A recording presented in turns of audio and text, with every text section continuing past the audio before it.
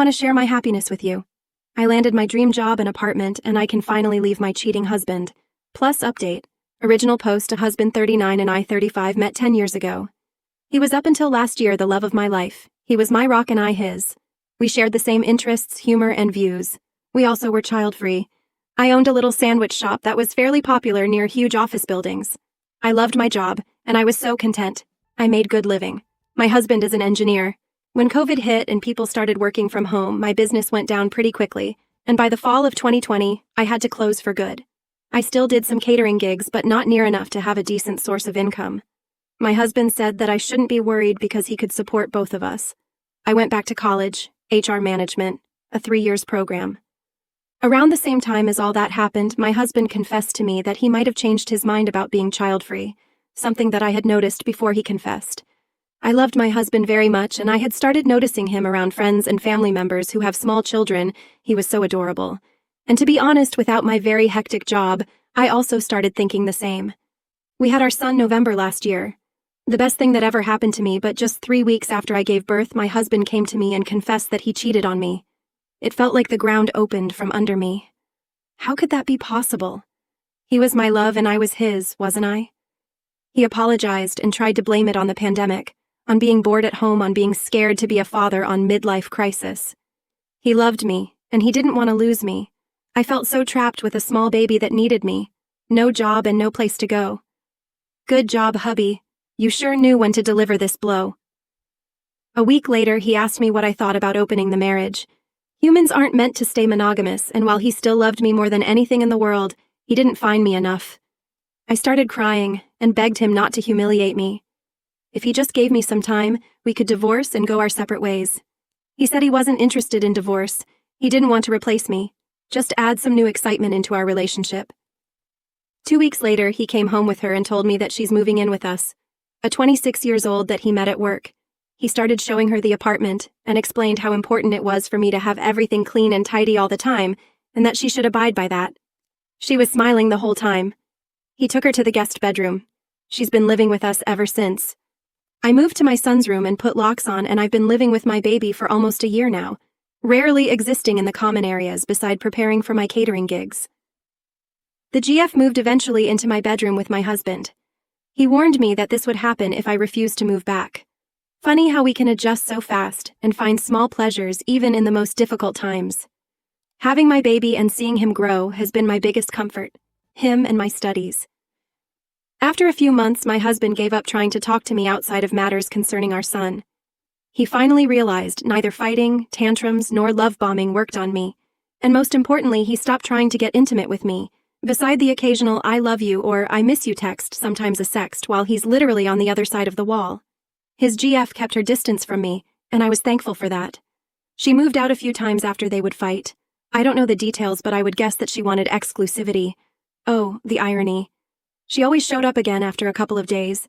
I acted like I didn't notice any of it. I have 1 year left of my studies, but after my internship, practicing semester at a big firm, my boss offered me a paid internship. It's a full-time job starting in January. It would mean work and study full-time, but I know that I will manage. I'm just so happy. This means that I now have the means to find my own place, and I did. A small studio, 32 M2. I'm moving November 1st. I will have to break the news eventually to my husband that I'm moving out and filing for divorce. I don't want to tell him right now, but once I start packing, he will probably understand anyway. I don't know what his reaction would be. Ideally, he would be relieved, but somehow I doubt it. Right now, he thinks I'm bound to him for at least another year because of my studies, and he's still acting like I'm his wife.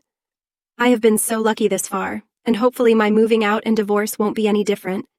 I haven't been this happy in many months, and I wanted to share it somewhere since nobody in my surrounding knows what I have gone through. Now for the update. Gosh, I don't even know where to start. Maybe thank you for supporting me on my last post. Beside the few worthless "why don't you just leave" comments, I just wanted to vent and share my story. But many of you have requested an update after I have moved. I got the keys to my little apartment 2 weeks ago because the previous tenant moved out earlier. I was grateful because I wanted to paint the room and do some makeover. I talked to the landlady and ended up telling her my whole story. LOL. She promised me he next 2-bedroom that becomes available. When I got the keys, I felt that I could finally breathe. I'm not on good terms with my family, but I ended up telling them what's been going on in my life this past year and my friends too. I don't know why I kept this a secret for so long. Maybe because I was too ashamed or embarrassed, or maybe because I had a definite plan and I didn't want outside influence or distraction. I didn't want my best friend to feel obligated to host me. I didn't want my sister to ask if I could forgive him, or my in-laws to try and change his mind. So the best thing I knew was to keep quiet and act like everything was normal. I moved last Friday. I had packed all my kitchen gear and my sons and my clothes, toys, etc. while my husband was at work. My best friend and her husband helped me. I didn't take any of the furniture because I thought it could wait until we divorced and I requested division of property. I have no room for anything in my little apartment anyway. When my husband came home, I told him that I was leaving. He was confused at first, but I told him about my new apartment, so he asked me how I was going to afford it. His facial expression changed, and he looked scared. He started telling me how he has been regretting all of what he did. He loved and missed me. He knew that he messed up and has been thinking that this wasn't what he wanted. He wanted his family back. Our son and me. He asked me if I wanted my baby not to have his parents together. Then he said that he was leaving his girlfriend and she would be moving out and it could be the two of us again. His girlfriend started fighting with him and I just left. He has now been calling me asking to see us. I still want a decent co-parenting relationship with him, so he took our son on Sunday to his parents to spend time with him. This is the first time I'm without my son a whole day. I cried the entire time. I need to get used to this. My in-laws apologized for what my husband did. I think they think this is going to pass, and we will be back together. I think everybody think that beside my best friend. I won't try to convince them. Let time tell them instead. My feelings are letting me down now. After all he did, I still love him with all my heart, and I miss him. His kisses, his eyes, the way he looks at and touches me. How weird is that? I don't know if this is good or bad. I don't know if these feelings will disappear and what they will be replaced with. Hate? Is harboring hate for a man I'm bound to for at least 17 more years something good? Maybe I should use my love for him to create a better co-parenting relationship. Maybe I should not stop loving him, just find a new meaning for this love. Our son is so much like him, especially his smile. It makes it even harder not to think about or miss him. This past year, I have not had time to reflect over my feelings. I've done a great job being matter-of-fact, and suppress my feelings. But now I'm on my own in my own apartment. I can finally cry and mourn the love that we lost.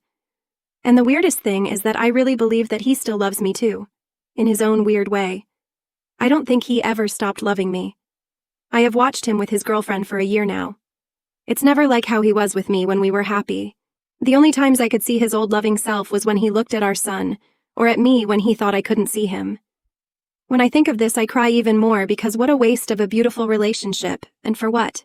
My son's birthday is in a few days. I feel so guilty, but I will not be celebrating it with my husband. My son is still too young to remember, so I won't be hurting him. Hopefully when he is older, my husband and I are on better terms so we can celebrate him together. But for now I'm doing a party with my family and friends, and my husband can do a party for him if he wanted. I just wanted to say something before I leave. Last time many accused me of being too dependent, letting my husband taking care of me and our son. I thought this is how life/love/partnership was supposed to be. I had a very respectable business and I loved my job. I was happy and content. I had a loving and supportive husband. We bought our beautiful place and renovated it from scratch with our, both, hard-earned money. I never foresaw the pandemic and how my business would suffer, how my life would be turned upside down, and when it did, I thought I could rely on my husband because that's what people supposed to do. If the roles were reversed, I would gladly have supported him until he got on his feet again, because in the long run, the whole family would reap the benefits. So no, I wasn't dependent. I thought I had a good safety net. If you still don't understand that people, no matter where they are in life, could fall and need to start over, expecting their loved ones to support them, or at least not take advantage of them. If you still don't understand that this doesn't mean that they're weak, then there's nothing more I could say to explain myself, so I'll leave it at that. Story 2.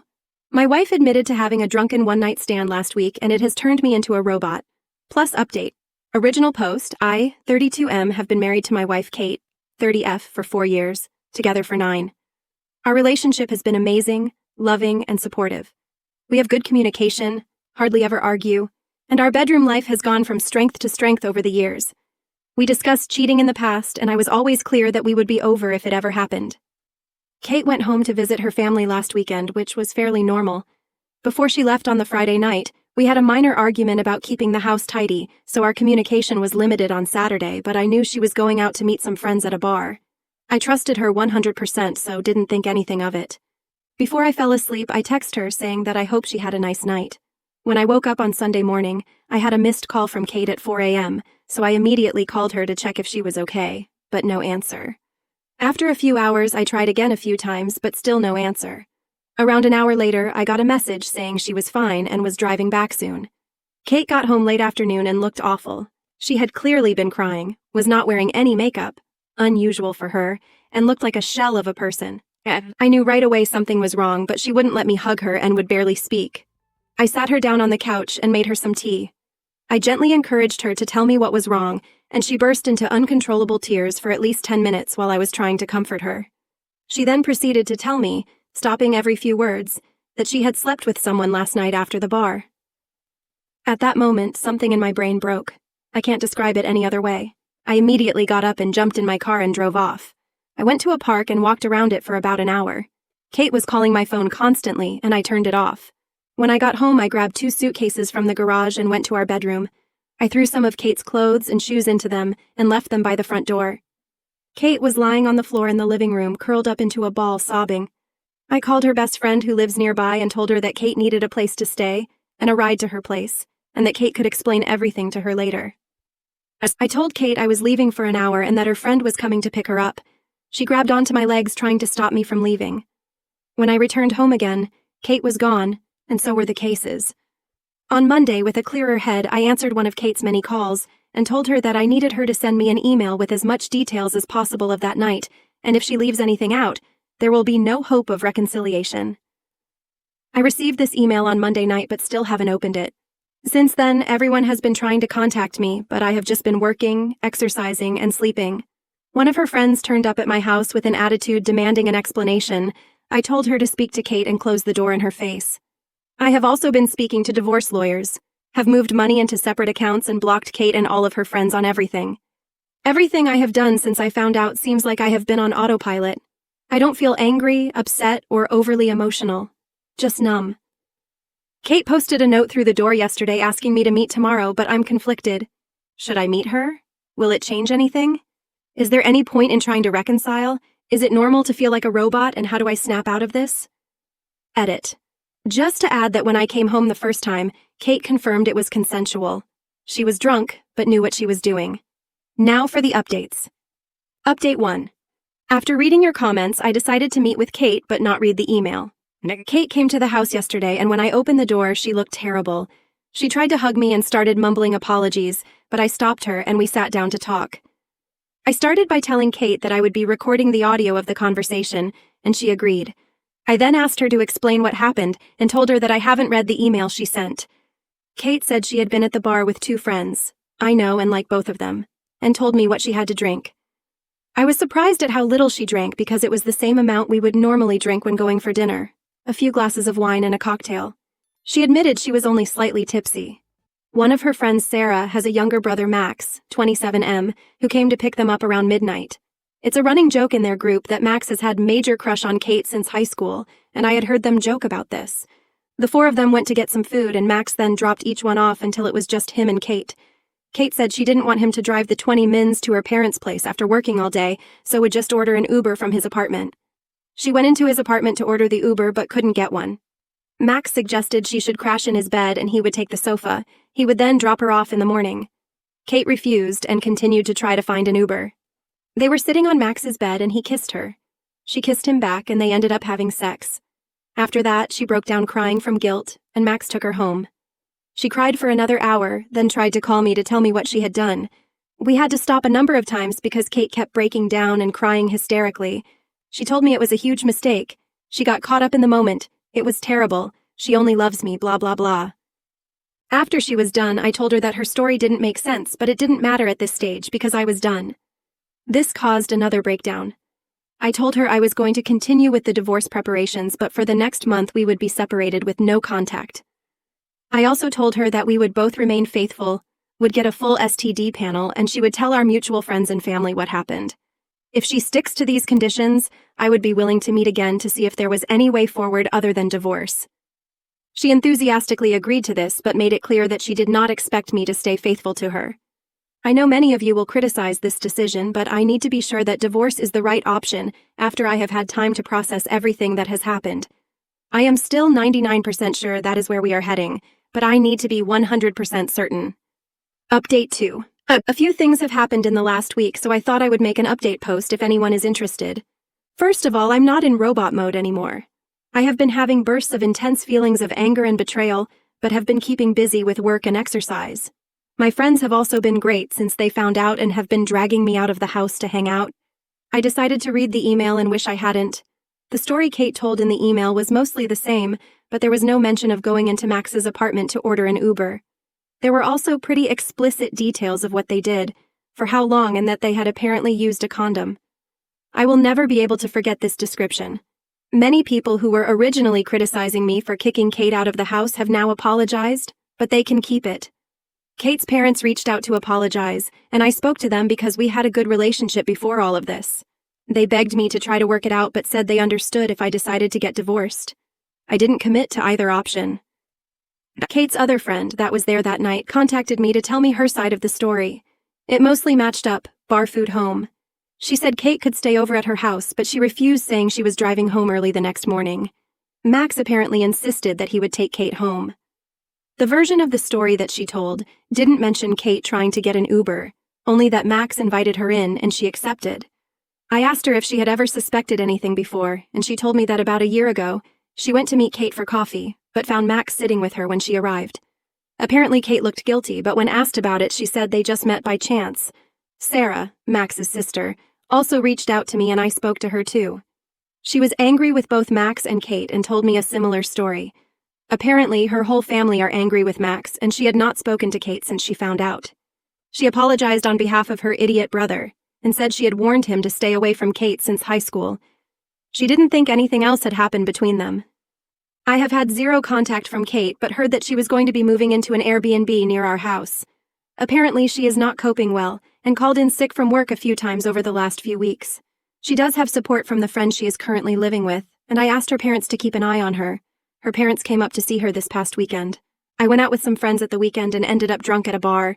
I was talking to a girl there who I probably could have gone home with, but I stopped myself because I wanted to keep my self-respect. Reading the email and hearing what they had done made me give up hope of repairing this, especially when I know she is not being truthful with me on other things, so who knows.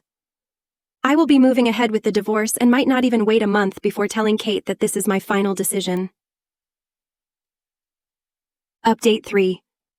I debated posting this update, but a lot of people seem to be invested in this mess, so here it is. Apologies in advance if this is TMI. Kate sent me an email last week asking to pick up some things she needed for work.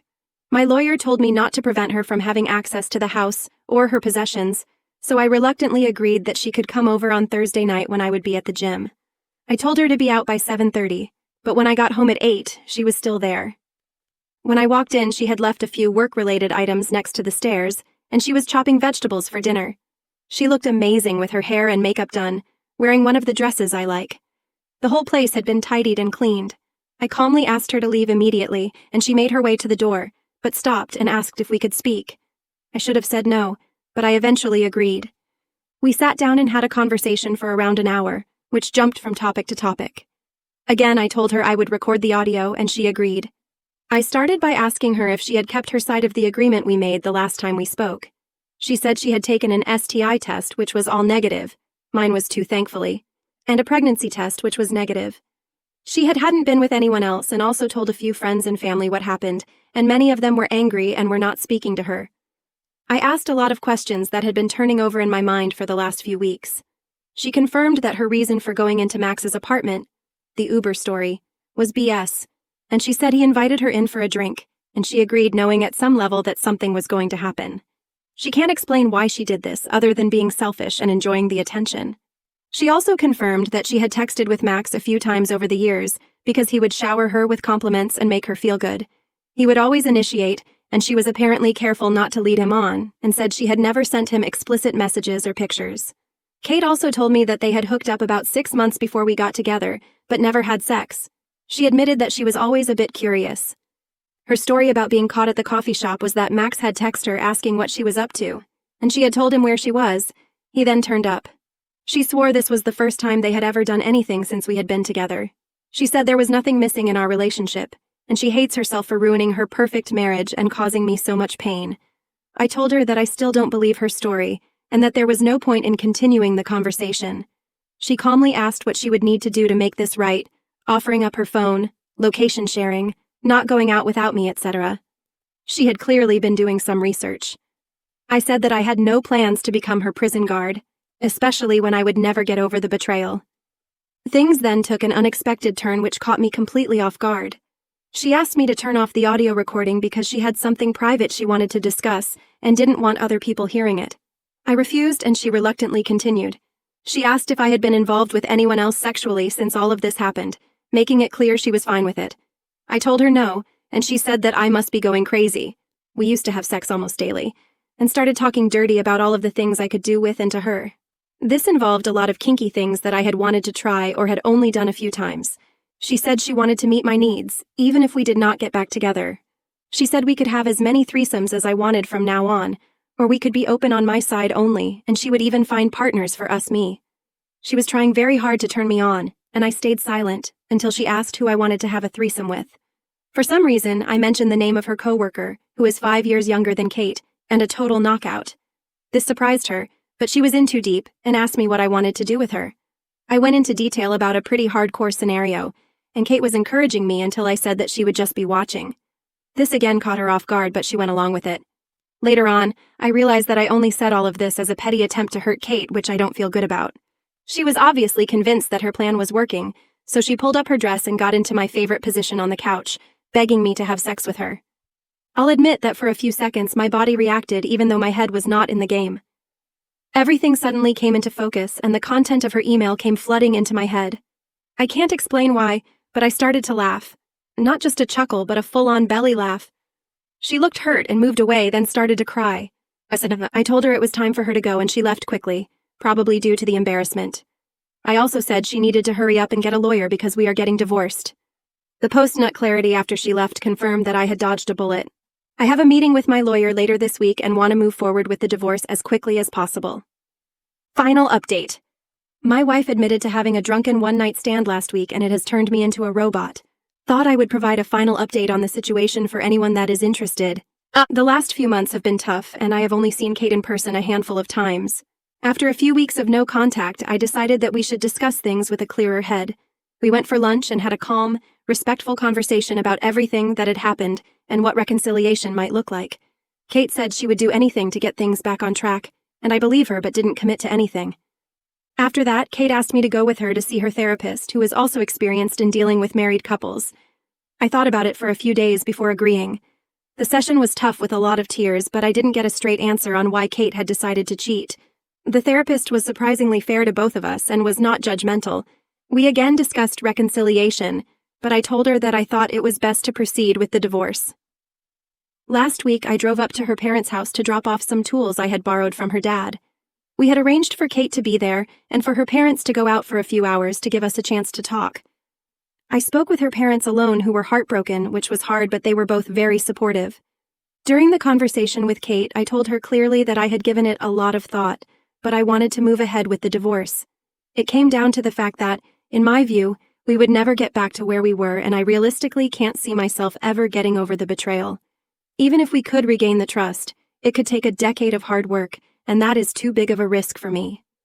Kate finally accepted this, and we had calm discussion about how we would divide assets, sell the house, etc., and wrote an email to our respective lawyers. We left each other on good terms. The divorce should be finalized by the end of the year and the house will be put up for sale soon. In the meantime, we will go no contact and agreed not to start dating until everything is finalized. I have had a few casual hookups, and it feels strange to be going back to being single after all this time. I have been hitting the gym, spending a lot of time with friends and family, and getting back into my hobbies. I'm optimistic about the future, and although I'm still devastated by the loss of my marriage, I feel that this has made me grow as a person. Thanks to those of you who have offered advice and support.